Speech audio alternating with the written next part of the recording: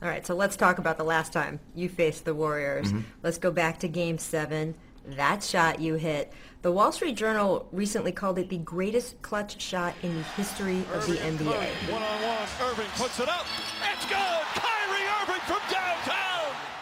So how has your life changed since that shot? It's just, I feel like my life has changed just from the understanding that I have of it.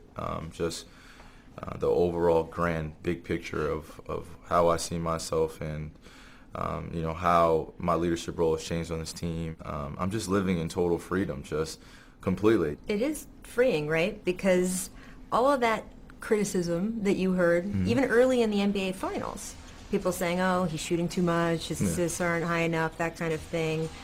It seems like you felt vindicated by that. The vindication came not just from proving everyone else wrong. The vindication came from living up to my own expectations. I stopped necessarily putting energy in that place of trying to make everyone happy and trying to figure out what would be best for the team looking outside. There's been some serious words exchanged from these two teams in the last 6 months. I support all of it. It's just all part of the game. It's good for the fans. It's good for the NBA. It just makes this Christmas Day game that much more special. You have said that you've modeled a lot of your game on Kobe Bryant. Why was he so influential to you? Kobe's been very influential in my life, just watching from the outside. And now it's turned into a mentorship. Now it felt that much better because now I have direction. I started reaching out and asking for help rather than just being a stubborn young player and just trying to figure it out on my own. Was that hard?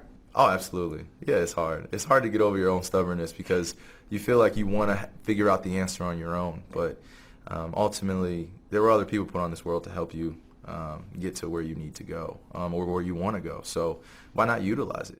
As I've gotten to know you over the years, one thing that's been impressed on me is just how curious you are about the world around you. Yeah. Why don't you let more people see that?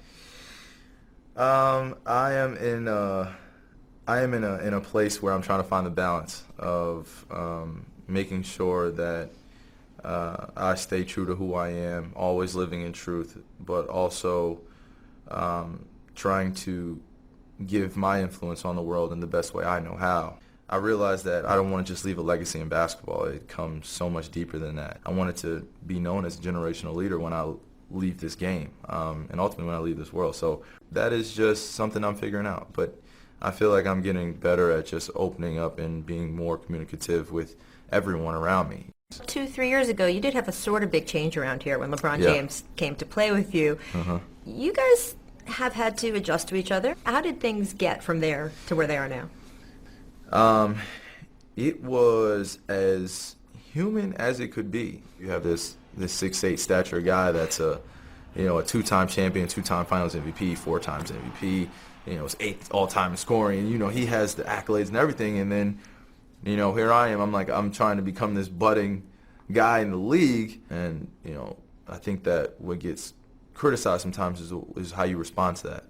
It's not always going to be perfect. It's not always going to look pretty. It was just a lot to learn. We didn't know what it exactly looked like, but it started with me and Bron. It started with our relationship and how we were going to grow together, and we figured it out.